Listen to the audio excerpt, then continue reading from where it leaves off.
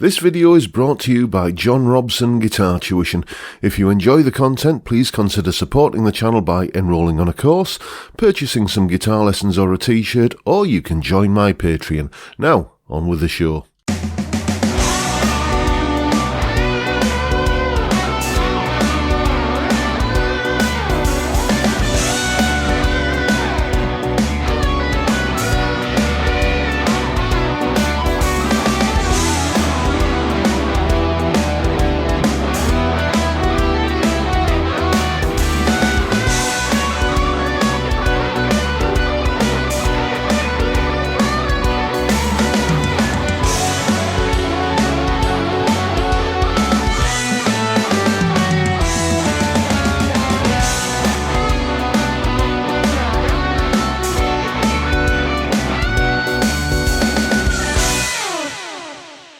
Hello chaps, welcome once again to John Robson Guitar Tuition. As always, I do hope you're well. That was me having a jam over the backing track for the solo from Pink Floyd's Money, but not entirely, as you probably noticed, sticking to the script. I did do an analysis of the actual David Gilmour solo, the original solo, the real solo, if you like. I did an analysis of that a little while back, and I'll link to that in the description if you're interested in seeing what the original solo is all about. But the reason I did that sort of jam version of it there is relevant to today's question, because today is Wednesday, and on Wednesdays we deal with viewers' questions.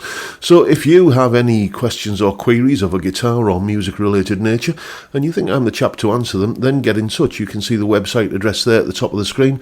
Link in the description. You can use the email form on that website. You can leave a comment below this or any of my other videos. Or you can use my email address, jrguitartuition@gmail.com. One chap who did exactly that is called Ian Wood, and I'm not going to read out the whole email because it's a bit long. But basically he was asking about, when you're kind of learning a solo to play in a covers band, how closely do you need to stick to the original solo? Because, quite often, even the original artists don't stick closely to, the recorded version, the album version, if you like. I tend to take this view that, the original version of the solo that you're familiar with, let's say, the solo that you've listened to again and again and again on every listen of that album is a snapshot of how that solo sounded on that day in that studio, or maybe a composite, maybe it was comped together from various different takes. But, it does raise an interesting question. If you're going to be, playing that song in a covers band, or any song in a covers band, how closely do you need to stick to the original parts? Well, here's my view on this. This is the sort of approach that I take. Here is the explanation. Right, so the first thing I would say is try and get somewhere near the tone that was used on the original recording. You don't have to go mad with this. You don't have to be too pedantic. I mean, I know that there are some people who think, I'm playing a Brian May solo, therefore I absolutely can't do that unless I've got an AC30 tone dialed in. You don't have to be that, anal about it. All I was using, for instance, was my usual rig, the Blue Guitar Amp 1 Mercury Edition on its vintage channel with the new Ex-Horseman going into the front end of it. My sort of go-to lead tone, really. Gives a nice fat, sustainy rock lead tone, and I just added a little bit more delay than usual, as it was going into Reaper over there. So that was my kind of setup for this. I suspect that Mr. Gilmour probably used his black Strat, with into a high watt of some description with maybe a fuzz face or something like that in front of it, and tape echo, to kind of round it all off. But, I was happy that the tone I got was, near enough, close enough to the vibe of the original that it was, I was going to be happy with it. The next thing I would suggest is pay attention to the structural elements of the solo. Listen to the solo repeatedly until you're familiar with it, then go away for a little while, maybe the next day, come back and see which bits of it have stuck in your memory. Those are the bits that you need to be paying attention to and making sure you include. Mark Knopfler, in an interview I read with him years ago, I think it was a print interview, it might have been on TV, I can't remember, but I remember the situation, the thing he described. It was after Dire Straits, he was doing his solo gigs, and he got home from one of these gigs and said to his missus, "Sultans didn't go down very well tonight." And she said, "Well, did you do your twiddly bit?" By which presumably she meant, the kind of... that part there. And he says, I was just improvising. I don't think, possibly I didn't. I can't remember. She said, people expect to hear that. So that's a structural part of the solo. So include those in your rendition of the solo, which is why I started off the solo with, these licks.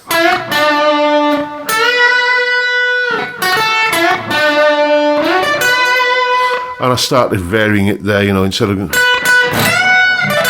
I think I went... Then after that, people have people have latched onto it, and they think, they're recognising what you're playing. So that's when I start... all that kind of stuff that just kind of tumbles out of my fingers, unbidden, usually. Get the structural elements of it right. And, you'll notice I ended the solo with that kind of recognisable run as well. This is very much a structural part of that solo.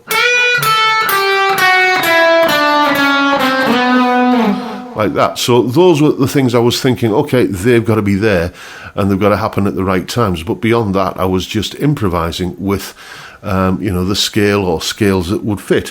Which brings me to the next point. Over any chord sequence, you'll often find that there will be different options for playing, scales. For example, I went to see a blues band back in the 90s, and I went to see many blues bands back in the 90s, but this one, just on the local circuit, but this was on an evening when their usual guitar player wasn't available, he was off doing something else, so they had a Depp guy coming in to kind of cover his parts.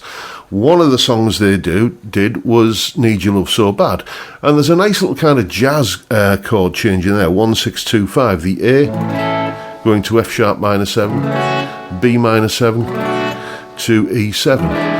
Now, there's all kinds of clever jazz stuff you can do over the top of that. You can use melodic minors and, that kind of 5-chord going to 1-chord thing. You can use tritone substitutions, all this sort of stuff.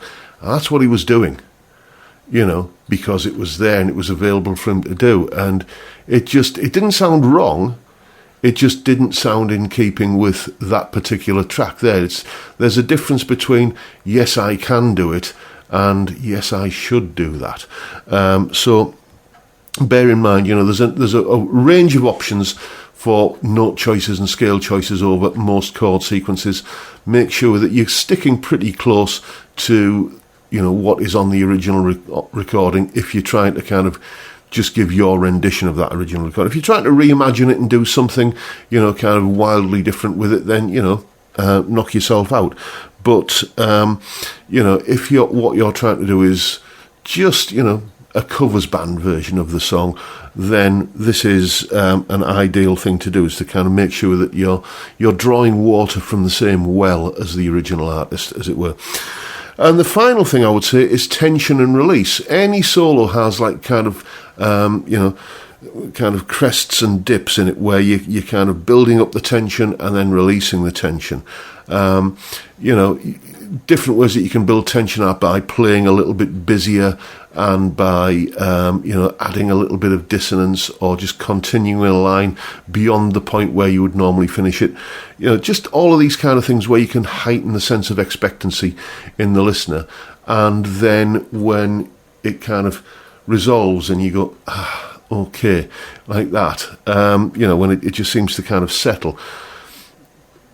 Take a listen to, and this goes back to that structural thing again. Take a listen to the to what's happening on the original recording, and think, yeah, that the excitement is building a little bit there. That's where I need to be thinking about playing a little bit busier or whatever, in order to just keep the excitement, the tension rising, and then resolve it in the same place. If you get those two things the wrong way around, if you're kind of settling and sounding resolved on a big climactic part of the solo, and then when it's all kind of settled and feeling at peace with itself, if you're kind of blazing away and doing something terribly busy, it's just going to sound, again, not in keeping with what's going on.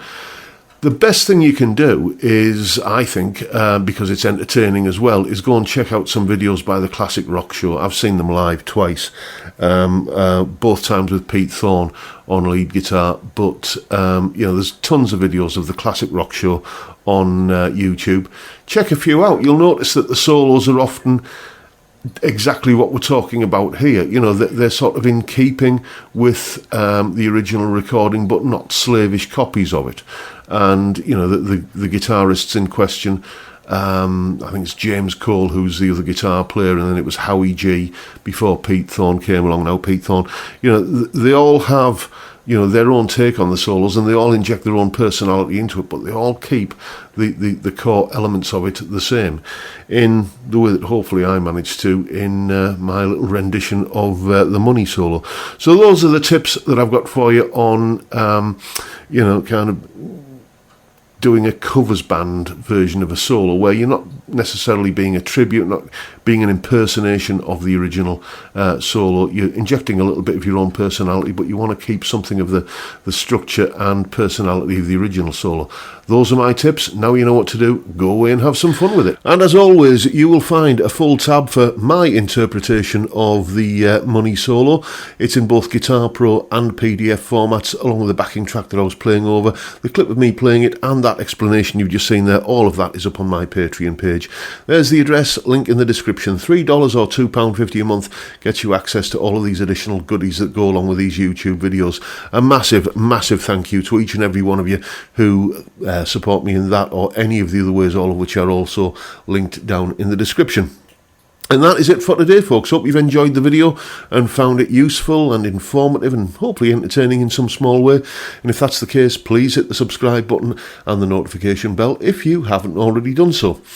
Why not drop me a like as well while you're at it? Don't forget the live stream every Friday, 5 PM UK time, where we drink beer and talk about music and guitars and a whole host of other things. Great way to kick off the weekend. I'd love to see you there if you can make it. But for now, I'll bid you all a good day and say thank you so much for watching. Thank you for your time. Look after yourselves, folks. Stay well, stay safe, and above all, stay sane. Bye for now.